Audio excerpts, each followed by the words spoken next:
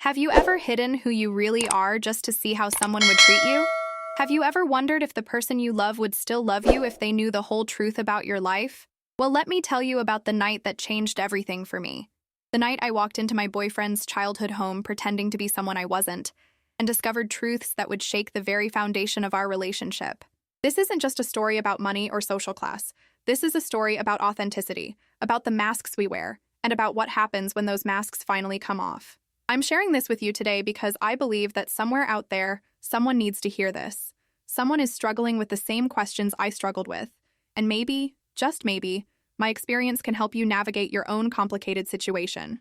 My name is Sarah, and 6 months ago, I was a successful 32-year-old entrepreneur living in Manhattan, running a tech startup that had just secured its third round of funding. I drove a Tesla, lived in a penthouse apartment overlooking Central Park, and wore designer clothes without thinking twice about the price tags. But none of that mattered when I met Daniel at a charity gala where I was networking and he was working as a photographer for the event. There was something about his genuine smile, his passion for capturing real moments, his complete lack of interest in the wealthy people surrounding us that drew me to him like a magnet. We started dating, and for the first few weeks, everything was perfect. Magical, even. He never asked about my job in detail, never questioned my lifestyle, and I never volunteered the information. I found myself falling deeply in love with a man who seemed to love me for who I was, not what I had. And that feeling was intoxicating, addictive, completely different from any relationship I'd had before. Daniel talked about his family often. His mother, who worked double shifts as a nurse. His father, who had passed away when he was young. His younger sister, who was studying at community college while working part-time at a local diner. The way he spoke about them with such pride and love despite their financial struggles made my heart swell with admiration. He came from humble beginnings, worked his way through college on scholarships and student loans, built his photography business from nothing, and never complained about the challenges he faced. I respected that, I admired that, and honestly, it made me fall for him even harder. But as our relationship deepened, a gnawing anxiety began to grow in the pit of my stomach. What would happen when he found out about my wealth? Would he see me differently? Would his family think I was just another privileged person who couldn't possibly understand their struggles? Would they assume I was shallow, entitled, disconnected from reality? These questions haunted me during our late-night conversations, during our weekend adventures through the city, during every moment we spent together. I had seen it happen before in my social circle, relationships crumbling under the weight of financial disparity, families rejecting partners who came from different economic backgrounds, love withering under the harsh light of judgment and assumptions. The fear of losing Daniel, of losing this beautiful connection we had built, became overwhelming, consuming, impossible to ignore. Then came the invitation that would change everything. We were having coffee at his small studio apartment in Brooklyn, surrounded by his photography equipment and prints covering every wall, when he nervously cleared his throat and said his mother really wanted to meet me, that she had been asking about me for weeks, and he had finally agreed to bring me home for dinner the following weekend. My heart started racing, my palms became sweaty, and 1,000 thoughts flooded my mind simultaneously. This was it, the moment of truth, or at least it could have been. I could have told him everything right then and there, explained my background, prepared him for who I really was. But instead, fear made the decision for me. I looked into his hopeful eyes and heard myself say that I would love to meet his family, that I was honored by the invitation, and in that moment, I made a choice that would set off a chain of events I could never have predicted. I decided to hide my wealth, to dress down, to pretend to be someone who struggled financially just like they did. I told myself it was to protect our relationship, to give his family a chance to know the real me without the distraction of money, to prove that I could fit into his world regardless of my bank account. But deep down, in a place I didn't want to acknowledge, I knew I was scared, terrified actually, of being judged, of being found wanting, of being rejected before they even gave me a chance. The week leading up to that dinner was a blur of anxiety and preparation. I went through my wardrobe multiple times, pushing aside silk blouses and designer dresses, searching for the most ordinary clothes I owned. I settled on a simple pair of jeans I'd bought years ago and a plain cotton sweater that had seen better days. I removed my expensive jewelry, every diamond earring, every gold bracelet, every piece that screamed wealth and privilege. I even left my luxury handbag at home, carrying instead an old canvas bag I'd found in the back of my closet from my college days. Looking at myself in the mirror the day of the dinner, I barely recognized the woman staring back at me. Gone was the polished entrepreneur, the confident CEO who commanded boardrooms and closed million-dollar deals. In her place stood someone ordinary, someone unremarkable, someone who could blend into any middle-class neighborhood without raising an eyebrow. I felt like I was wearing a costume, playing a role in a play where I hadn't fully memorized my lines, and the weight of the deception sat heavy on my chest. Daniel picked me up in his old Honda Civic, the same car he'd been driving since college, and as we drove through the streets of Queens toward his childhood neighborhood, I watched the scenery change from the gleaming skyscrapers of Manhattan to modest residential areas, with small houses and tree-lined streets. He was nervous, I could tell by the way he drummed his fingers on the steering wheel, by the way he kept glancing at me and smiling that reassuring smile that had made me fall in love with him in the first place. He talked about his family during the drive, reminding me that his mother could be a bit intense, that his sister was going through a rebellious phase, that the house wasn't fancy, but it was filled with love. Each word made my guilt grow heavier, made my deception feel more wrong, but I had committed to this path, and now I had to see it through. Have you ever felt like you were standing on the edge of a cliff, knowing that one wrong step could send you tumbling into an abyss? That's exactly how I felt as we pulled up to a small, well-maintained house with a tiny front yard and a porch that had seen decades of family gatherings. The house was modest but charming, painted a pale yellow that had faded from years of sun exposure, with white trim around the windows and a front door that had recently been painted red. A small garden along the walkway showed someone's careful attention, filled with late-season flowers that added splashes of color to the autumn landscape. As we walked up the path, I noticed the way Daniel's shoulders relaxed, the way his breathing became easier, the way he transformed from my sophisticated city boyfriend into someone's son coming home. He squeezed my hand gently and whispered that everything would be fine, that his mother would love me, that I had nothing to worry about. But oh, how wrong he was about that last part. The door swung open before we could knock, revealing a woman in her late 50s with Daniel's same warm brown eyes, and a smile that didn't quite reach those eyes as she looked me up and down. This was Margaret, Daniel's mother, and I could immediately sense her protective energy, that fierce maternal instinct that was assessing whether I was good enough for her son. She pulled Daniel into a tight embrace, holding him like she hadn't seen him in years rather than the 2 weeks it had actually been, and then turned to me with an expression that was polite but guarded. I extended my hand and introduced myself, using my warmest voice, my most genuine smile, trying to project an image of someone humble, kind, and completely non-threatening. She took my hand briefly, her grip firm but not welcoming, and invited us inside with a gesture that felt more obligatory than enthusiastic. The interior of the house was a time capsule of family memories, walls covered with photographs spanning decades, furniture that was old but well cared for, decorations that spoke of holidays and celebrations stretching back through Daniel's entire childhood. The living room was small and crowded with a worn sofa, 2 mismatched armchairs, and a coffee table that had clearly been refinished multiple times. Everything was impeccably clean, organized with the kind of precision that comes from pride in one's home regardless of its monetary value.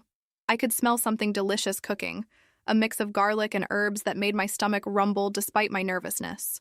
Daniel's sister Emma appeared from what I assumed was the kitchen, a 20-year-old version of her brother with the same dark curly hair and expressive eyes, but with an edge of suspicion that made me immediately aware she would be a tougher audience than I'd anticipated. She gave me a once-over that was far less subtle than her mother's, taking in my simple clothes, my lack of jewelry, my deliberately understated appearance, and I saw something flicker in her expression, something I couldn't quite read. She greeted me with a casual hello that bordered on indifferent, and turned back to her mother, announcing that dinner would be ready in 20 minutes. Margaret gestured for us to sit in the living room while she finished preparations, and Daniel launched into nervous chatter, trying to fill the awkward silence with stories about his recent photography projects. I nodded and smiled, playing my part perfectly, asking questions that someone genuinely interested would ask. But all the while, I was hyper-aware of every detail around me, every glance from his mother through the doorway, every sound from the kitchen where Emma was helping with final preparations. The house was warm, almost too warm, and I felt perspiration beginning to form on my forehead, despite the cool autumn evening outside. I noticed a stack of bills on a side table, partially hidden under a magazine but still visible enough that I could see they were marked with red overdue stamps. My heart clenched with genuine sympathy, understanding now more clearly the financial struggles Daniel had alluded to, the sacrifices his mother must have made to raise 2 children alone, the constant stress of making ends meet that must have defined their daily lives. This family had nothing to do with my world of abundance and excess, and seeing their reality up close made my deception feel even more complicated, more justified, and more wrong simultaneously. Daniel showed me around the small house, pointing out his childhood bedroom that still had posters of basketball players and photographers he'd admired as a teenager, showing me the tiny bathroom that the whole family shared, the kitchen that was barely big enough for two people to work in comfortably. He spoke with such pride about his home, about the memories held within these walls, about the love that had sustained them through difficult times, and I felt my heart break a little bit because I knew I was lying to him, lying to all of them, pretending to be someone who could truly understand their world when in reality I couldn't, not really. When we returned to the living room, Margaret was setting the table in the small dining area adjacent to the kitchen, using mismatched plates and glasses that were clean and serviceable, but clearly not a matching set. I offered to help, playing the role of the grateful guest, the girl who wanted to make a good impression, and she accepted my offer with a tight smile that suggested she was testing me, watching to see if I actually knew how to do basic household tasks, or if I was just pretending. I helped carry dishes from the kitchen, following Emma's terse instructions, feeling the weight of her scrutiny with every movement. The dining table was small, barely large enough for 4 people, and we had to sit close together, our elbows nearly touching as we settled into our seats. Margaret had prepared what Daniel told me was one of his favorite meals, a pot roast with vegetables that had been cooking slowly all afternoon, filling the house with its rich aroma. As she served the food, portioning it carefully to make sure there was enough for everyone with a little left over, I realized this meal probably represented a significant expense for the family, a special effort to welcome me into their home. The guilt I felt in that moment was almost unbearable, knowing that they were stretching their budget to impress me while I was sitting there in disguise, pretending to be one of them when I could have easily paid for a meal at the finest restaurant in the city without thinking twice about it. The dinner started with polite small talk, the kind of surface-level conversation that happens when strangers are trying to find common ground. Margaret asked about my job, and I had prepared for this question, rehearsed my answer multiple times. I told her I worked in marketing for a small company, nothing glamorous, just helping local businesses with their online presence. The lie came out smoothly, practiced, believable, and I saw Daniel nod encouragingly, proud that his girlfriend had a respectable career, even if it wasn't particularly lucrative. Emma asked which company, pressing for details with the persistence of someone who sensed something wasn't quite right, and I had to improvise, making up a name and location that sounded plausible, my heart racing as I wove a more elaborate web of deception. Margaret seemed satisfied with my answer, but there was still something in her expression that made me uneasy, a calculating look that suggested she was processing information, forming opinions, reaching conclusions that I wouldn't like. The conversation shifted to Daniel's work, and his mother expressed concern about his photography business, asking whether he was making enough money, whether he had enough clients, whether he was saving for the future. I could see him bristle slightly at her questions, the defensiveness of an adult child who loves their parent but resents their worry and interference. He assured her that business was good, that he had several corporate clients now, that he was doing fine financially. But Margaret pressed further, asking if he could really support himself on photography alone, suggesting maybe he should get a more stable job, a real job with benefits and security.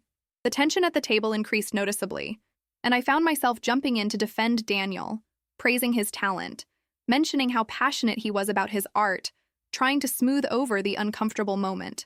Margaret turned her sharp gaze on me and said something that made my blood run cold. She said that passion was all well and good, but passion didn't pay bills, passion didn't put food on the table, and she hoped her son wasn't being influenced by someone who didn't understand the importance of financial stability. The words hung in the air like a challenge, and I realized with growing horror that she was judging me, assuming that because I appeared to be working class like them, I must be a bad influence, someone who would encourage Daniel to chase dreams instead of facing reality. Daniel immediately jumped to my defense, his voice rising slightly as he told his mother that I was supportive and understanding, that I encouraged his career, that she was being unfair. But Margaret didn't back down. She had opinions, and she wasn't afraid to share them, years of hardship having given her strong views about money and responsibility.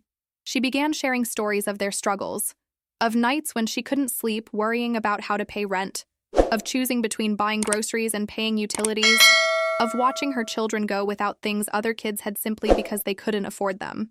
She talked about Daniel's father, who had died suddenly of a heart attack when Daniel was 15, leaving them with debt and grief and no life insurance because they had never been able to afford the premiums.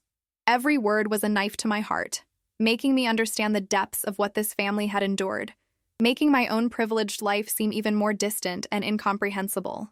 Emma sat silently through most of this, pushing food around her plate, occasionally glancing at me with an expression I still couldn't quite decipher. When her mother finally paused for breath, Emma spoke up, her voice cutting through the tension with unexpected sharpness. She said she had looked me up online, that she always researched her brother's girlfriends because she cared about protecting him, and she had found something interesting. My heart stopped beating, my breath caught in my throat, and I felt the color drain from my face as I realized what was coming. Emma said she had found articles about a Sarah Mitchell who ran a successful tech startup in Manhattan, who had been featured in business magazines, who lived a life of luxury that was well documented on various professional networking sites. She said the woman in those articles looked remarkably like me, in fact, looked exactly like me. And wasn't that curious? The silence that followed was deafening, absolute, crushing in its intensity. Daniel turned to look at me, confusion evident in his eyes, waiting for me to laugh and explain that it was just a coincidence, that there must be someone else with the same name. Margaret's expression had transformed from cautious judgment to something harder, colder, more hostile. I opened my mouth to respond, but no words came out, my carefully constructed facade crumbling in real time, my deception exposed in the worst possible way. My mind raced through possible explanations, possible excuses, but I knew there was only one option left. The truth, raw and unvarnished and terrifying. I took a deep breath, my hands shaking under the table where no one could see them, and admitted that Emma was right, that I was indeed the Sarah Mitchell from those articles, that I had lied about my job and my financial situation, that I had come into their home pretending to be someone I wasn't. The words tumbled out in a rush, and confession that felt both liberating and devastating, and I watched Daniel's face as understanding dawned, followed by hurt, followed by anger that made my chest tighten with pain. He asked why, his voice barely above a whisper, and I tried to explain, my own voice breaking with emotion as I told him about my fears, about wanting his family to judge me on my character rather than my bank account, about being scared of rejection, about all the insecurities that had led me to make this terrible decision. But even as I spoke, I could see that my explanations sounded hollow, inadequate, like excuses rather than reasons. Margaret's reaction was immediate and fierce, her protective instincts fully engaged now that she believed her son was being manipulated by a rich girl playing games. She stood up from the table, her chair scraping loudly against the floor, and said that this was exactly what she had been afraid of, that wealthy people thought they could do whatever they wanted, that they thought other people's feelings were toys to play with, that I had disrespected her family and her home by coming here under false pretenses. Have you ever felt the full weight of someone's judgment and known that you absolutely deserved it? That's what I experienced in that moment, standing in that modest dining room, surrounded by people who had every right to be angry with me, feeling smaller than I had ever felt despite all my accomplishments and success. Daniel stood up too, his body language closed off and defensive, and asked everyone to calm down so we could talk about this rationally. But rational was the last thing anyone felt in that moment. Emotions were running too high, hurt and anger and betrayal swirling through the room like a storm that had finally been unleashed. Emma remained seated, but her eyes were fixed on me with an intensity that was almost frightening, and she said what everyone was probably thinking, that rich people always thought they were so special, that they could lie and manipulate and it didn't matter because they had money to fall back on, that I had probably seen their poverty as something quaint or amusing, a temporary adventure before returning to my real life of luxury and comfort. Her words cut deep because there was a grain of truth in them. I had been treating this experience like something I could control, something I could walk away from if it became too uncomfortable, and that privilege had blinded me to the real harm my deception could cause. I tried to speak, to defend myself, to make them understand that my feelings for Daniel were genuine regardless of how I had handled meeting his family. But Margaret cut me off, her voice sharp and final as she said that if I truly cared about Daniel, I would leave now. I would let him find someone who could be honest with him, someone from his own world who understood what it meant to struggle and sacrifice. The pain in Daniel's eyes as his mother said this was unbearable. I could see him torn between loyalty to his family and his feelings for me, caught in an impossible position that I had created with my lies. He asked his mother not to make ultimatums, said that he needed time to process everything. But she was adamant, her years of hardship having made her firm in her convictions about what her children needed and deserved. I gathered what little dignity I had left and said I would leave, that I was sorry for the deception, that I had never meant to hurt anyone, words that sounded pathetic and insufficient even to my own ears. As I moved toward the door, Daniel followed me, grabbing my arm gently and asking me to wait, to give him a chance to think, to not just disappear from his life. His touch sent electricity through my body, reminding me of all the beautiful moments we had shared, all the laughter and connection and love that had felt so real and powerful. I wanted to hold on to him, to beg him not to let me go, but I knew I had forfeited that right with my deception. I told him I was sorry, truly and deeply sorry, and that I would give him space to decide what he wanted to do. Then I walked out of that house, into the cool autumn night, and called an Uber to take me back to Manhattan, back to my penthouse, back to my world of privilege that suddenly felt hollow and meaningless. The ride home was a blur of tears and self-recrimination, replaying every moment of the evening in my mind, wondering how I could have been so stupid, so arrogant, so convinced that my deception was justified. I had wanted to protect our relationship, but instead I had probably destroyed it completely, and the irony wasn't lost on me that in trying to hide who I was, I had revealed character flaws that were far worse than simply being wealthy. The days that followed were some of the darkest of my life, worse than any business failure, worse than any professional setback I had ever experienced. Daniel didn't call or text, and I respected his need for space even though every fiber of my being wanted to reach out to him, to explain again, to apologize better, to somehow fix what I had broken. I threw myself into work, attending meetings and making decisions mechanically, my mind always drifting back to that dinner table, to the look of hurt in Daniel's eyes, to the anger in Margaret's voice, to Emma's accusatory stare. My assistant commented that I seemed distracted. My friends asked if I was okay, but I couldn't bring myself to tell anyone what had happened. Couldn't bear to admit how badly I had messed up the best relationship I'd ever had. At night, alone in my expensive apartment with its floor-to-ceiling windows and designer furniture, I felt more isolated than ever before, surrounded by material success but devoid of the emotional connection that had made life feel meaningful. I kept thinking about Margaret's words, about how passion didn't pay bills, about all the struggles their family had faced, and I realized how little I truly understood about the challenges most people dealt with daily, how insulated my wealth had made me from real hardship, how easy it was to judge situations from a position of privilege without understanding the complexities and constraints that others navigated constantly. A week after the disastrous dinner, I received a text message that made my heart leap into my throat. It was from Daniel, asking if we could meet to talk. I responded immediately, agreeing to meet wherever and whenever he wanted, desperate for any chance to see him again, to hear his voice, to potentially repair even a fraction of the damage I had caused. We met at a quiet coffee shop in Brooklyn, neutral territory where neither of us had the advantage of familiar surroundings, and when I saw him walk in, looking tired and troubled, my heart broke all over again. We sat across from each other in a corner booth, coffee growing cold between us as we navigated the difficult conversation ahead. Daniel spoke first, his voice measured and careful as he tried to express his feelings, telling me that he had spent the week thinking about everything, talking to friends, trying to understand why I had lied and whether our relationship could survive such a fundamental breach of trust. He said he understood my fears about being judged for my wealth, that he could see how that concern might have influenced my decision, but he couldn't understand why I hadn't trusted him enough to be honest from the beginning, why I had let the deception continue for so long, meeting his family under false pretenses when I had multiple opportunities to tell the truth before that point. His words were fair and rational, but they hurt because I knew he was right. I had made choices that prioritized my own fears over respect for him and his family, and there was no excuse adequate enough to justify that. I apologized again, more thoroughly this time, trying to articulate not just that I was sorry, but that I understood why what I had done was wrong, that I recognized how my privilege had blinded me to the impact of my actions, that I had learned painful but necessary lessons from this experience. I told him about my own insecurities, about failed relationships in the past where money had been a dividing factor, about the loneliness of being constantly judged and valued for wealth rather than character, about how his genuine love had felt like something precious and rare that I was desperate not to lose. But even as I shared these vulnerabilities, I knew they didn't excuse my behavior.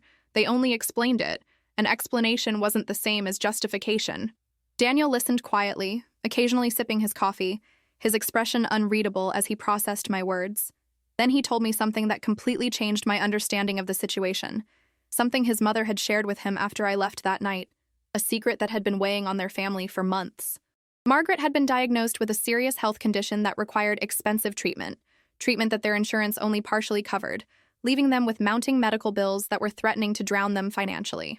The double shifts she worked weren't just to make ends meet, they were to try to pay for medications and doctor's visits and all the costs associated with managing a chronic illness. Daniel had been helping financially as much as he could, which was why he had been so defensive when his mother questioned his career stability. He needed his photography business to succeed not just for himself, but to help support his family through this crisis. Emma's community college enrollment wasn't just about saving money on education. It was because she had taken on more shifts at the diner to help with household expenses, sacrificing her own educational goals to support her mother and brother. The stress and worry about money wasn't abstract or general. It was immediate and overwhelming and potentially life or death, which was why Margaret had been so hostile to me, a stranger who appeared to be just another mouth to feed, another person who might distract her son from the family responsibilities that were currently paramount. Hearing this made me feel even worse, if that was possible, realizing that I had walked into a situation far more complex and desperate than I had imagined, where my little deception about wealth had intersected with real fear and genuine financial crisis in ways that made my behavior seem even more callous and inappropriate. I sat there in that coffee shop, tears streaming down my face as I absorbed this information, understanding now the full weight of what his family was dealing with, the context I had completely missed while I was busy playing dress-up and pretending to be someone I wasn't. Daniel reached across the table and took my hand, a gesture that surprised me given everything that had happened, and he said that despite his hurt and anger, he still had feelings for me, that the connection we had shared hadn't disappeared just because I had made a terrible mistake. But he also said that if we were going to move forward, things needed to be completely different, complete honesty from both of us, no more secrets or pretenses or games, and I needed to understand that his family would always be his priority, especially now when they needed him most. I agreed immediately, willing to do whatever it took to rebuild the trust I had shattered, grateful beyond words that he was even willing to consider giving me another chance. We talked for hours in that coffee shop, the afternoon fading into evening as we worked through the complicated emotions and circumstances that had brought us to this point, and slowly, painfully, began to forge a path forward. But I knew that words alone wouldn't be enough. I needed to show through actions that I was serious about change, about being authentic, about supporting him and his family rather than treating them as obstacles or tests of my relationship. The question was how to do that without making the situation worse, how to help without being condescending, how to use my resources in a way that would be received as genuine support, rather than wealthy privilege trying to buy forgiveness or solve problems with money. Over the next few weeks, Daniel and I rebuilt our relationship slowly, carefully, with the kind of intentionality that comes from having almost lost something precious. I met with Margaret again, this time as my authentic self, wearing my normal clothes, driving my own car, and honestly explaining who I was and why I had made the choices I made. The conversation was difficult and uncomfortable, with Margaret still suspicious of my motivations and skeptical about whether a rich girl could truly understand or fit into their world. But I didn't try to convince her with words. Instead, I asked questions, listened to her stories, tried to understand their situation from her perspective without judgment or pity. I learned about her career as a nurse, the satisfaction she got from helping patients, the exhaustion of working so many hours, the fear that kept her awake at night worrying about her children's futures and her own health. I learned about Daniel's father, the love story of two young people who had built a life together against all odds, the devastation of losing him too soon, the strength it had taken to keep going and raise two children alone. Margaret was a remarkable woman, fierce and protective and deeply loving, and I found myself genuinely admiring her in ways that had nothing to do with trying to win her approval. Emma was harder to win over. Her suspicion of wealthy people rooted in years of seeing how the other half lived while her family struggled, and I respected her wariness even as I wished I could fast forward through the process of proving myself. I offered to help with Margaret's medical expenses, not as charity, but as an investment in Daniel's family, as a way of supporting the people he loved during a difficult time. The offer was met with immediate rejection. Margaret's pride wouldn't allow her to accept money from someone she barely knew, especially someone who had already proven untrustworthy. I understood her position and didn't push, instead finding other ways to help that felt less direct and more acceptable. I used my business connections to help Daniel land several high-paying corporate photography contracts, opportunities that came through my network but were earned by his genuine talent and professionalism. I researched medical resources and programs that might help reduce Margaret's treatment costs, presenting the information to Daniel so he could share it with his mother in a way that didn't make it obvious the help had come from me. I spent time with Emma, learning about her dreams of becoming a teacher, offering to tutor her in subjects where she struggled, connecting her with scholarship opportunities that could help her return to a four-year college eventually. These small acts of service, done consistently over time without expectation of gratitude or recognition, slowly began to shift the family's perception of me. Margaret started inviting me to dinner again. Not the formal dinners of a new girlfriend being evaluated, but casual family meals where the conversation flowed naturally and the tension gradually dissipated. Emma began opening up about her life, her struggles, her hopes, and I realized that beneath her defensive exterior was a young woman fighting to create a better future for herself while loyally supporting her family through crisis. Daniel watched these developments with quiet satisfaction, occasionally squeezing my hand under the dinner table, or catching my eye with a smile that told me he saw my efforts and appreciated them. Our relationship deepened in ways it never had before, built now on truth and vulnerability, rather than the carefully curated version of myself I had initially presented. I told him about my own family, about parents who had divorced acrimoniously when I was young, about growing up with material wealth but emotional poverty, about the loneliness of being raised by nannies and boarding schools while my parents pursued their own interests and careers. I explained that my success hadn't been handed to me, that I had worked incredibly hard to build my company from nothing, that wealth didn't protect me from pain or insecurity or the fundamental human need for authentic connection. He listened without judgment, understanding that everyone carries wounds regardless of their bank account, that different problems didn't mean no problems, that my fears and insecurities were as real to me as his family's financial struggles were to them. We learned to navigate our different worlds, finding a balance between my professional obligations in Manhattan and his life in Brooklyn, between fancy restaurants and casual diners, between my business associates and his artistic friends. Sometimes the differences felt insurmountable, moments when we couldn't quite bridge the gap between our lived experiences, but we committed to working through those challenges together rather than letting them drive us apart. 4 months after that disastrous first dinner, Margaret's condition began to improve thanks to a new treatment protocol. And while the medical bills continued to be a burden, the immediate crisis had passed, and the family could breathe a little easier. Emma enrolled in a scholarship program that would allow her to transfer to a 4-year university the following year, pursuing her teaching degree while still working part-time. Daniel's photography business was thriving, with a waiting list of clients and opportunities to expand into new markets.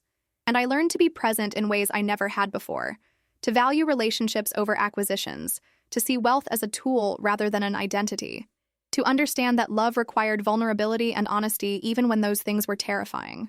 The family would never fully forget my initial deception.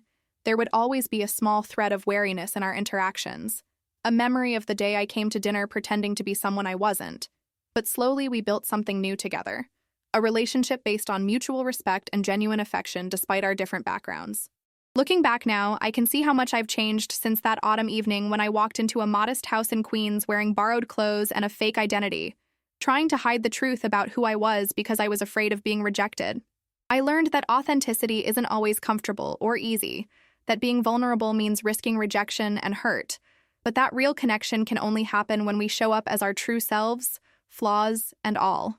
I learned that privilege doesn't exempt us from pain, but it does give us responsibilities to use our advantages in ways that help rather than harm, that money is meaningless without purpose and community, that the things we fear losing often become stronger when we stop trying to control them. I learned that Margaret's fierce protection of her children came from a place of deep love, that Emma's suspicion was born from legitimate experiences of being looked down upon, that Daniel's gentle nature masked a core of steel forged through hardship I couldn't fully comprehend. Most importantly, I learned that love isn't about finding someone who fits perfectly into our world. It's about being willing to build a new world together, one that honors both people's experiences and values and histories without requiring either person to diminish or deny who they are. The night I pretended to be broke when I met my boyfriend's parents turned out to be one of the most painful and transformative experiences of my life, a catalyst for growth I desperately needed, but would never have chosen voluntarily. It forced me to confront my own privilege and insecurities, to examine the assumptions I made about class and worth and love, to learn humility in the most humbling way possible. If I could go back and do it differently, would I? Of course, I would walk into that house as myself from the beginning, honest about my background and willing to face whatever judgment came my way. But I can't change the past. I can only learn from it and do better going forward, which is what I've tried to do every single day since that awful dinner ended with me crying in an Uber back to Manhattan. Daniel and I are still together, still navigating our different worlds, still learning how to love each other across the divides of class and background that our society tells us are insurmountable. His family has become my family, not in spite of our differences, but because of them. Each person teaching me something valuable about resilience and love and what really matters in life. We don't have a perfect ending, no neat resolution that ties up all the loose ends and makes everything simple, but we have something better. A real relationship built on truth and growth and the willingness to keep showing up for each other even when it's hard. So I'm sharing this story with you today because I believe that many of you are facing your own versions of this dilemma, your own fears about being authentic, your own struggles with showing the world who you really are, and risking rejection or judgment. Maybe you're hiding your background from someone you love. Maybe you're pretending to be someone you're not because you think the real you isn't good enough. Maybe you're so afraid of being hurt that you've built walls around your heart and convinced yourself those walls are protection rather than prison. Whatever your situation, I want you to know that authenticity is worth the risk, that being vulnerable opens you up to pain, but also to joy and connection and love in ways that self-protection never can. I want you to understand that everyone has a story, everyone carries wounds and fears and insecurities regardless of how they appear on the surface, and that judgment and assumptions prevent us from seeing the full humanity in others. I want you to know that mistakes don't define us, that we can learn and grow and become better people if we're willing to do the hard work of self-examination and change. The path forward isn't always clear. The right choices aren't always obvious, but choosing truth over deception, vulnerability over self-protection, authentic connection over carefully managed image, those choices will always lead you somewhere worth going even if the journey is difficult. Have you ever hidden who you really are from someone you cared about? Have you ever made choices based on fear rather than truth? I want to hear your stories, your experiences with authenticity and vulnerability, and the complicated intersections of love and class and identity. Comment below and tell me about a time when you had to choose between protecting yourself and being honest, or share how this story resonated with your own life experiences. Understanding content like this is so important because these aren't just personal stories. They're windows into the universal human struggles we all face, regardless of our individual circumstances. And by sharing our experiences, we help each other navigate these complicated situations with more wisdom and compassion. If this story touched your heart, if something I said resonated with your own journey, or made you think differently about authenticity and relationships, please leave a like to let me know this content matters to you. Subscribe to my Truth Revealed Tales for more honest, raw stories about real people navigating complicated situations, learning difficult lessons, and growing through challenges that test who we are and who we want to become. Hit that notification bell so you never miss a story that might just give you the insight or encouragement you need at exactly the right moment. Remember that your truth, your authentic self, is worthy of love and acceptance just as you are, and anyone who can't appreciate that isn't someone who deserves a place in your life. Thank you for listening to my story, for being part of this community where we can share our truths without judgment, and for reminding me that vulnerability isn't weakness but the greatest strength we possess. Until next time, keep being real, keep being honest, and keep choosing authenticity even when it's terrifying, because that's where real life happens, in the messy, complicated, beautiful truth of who we actually are.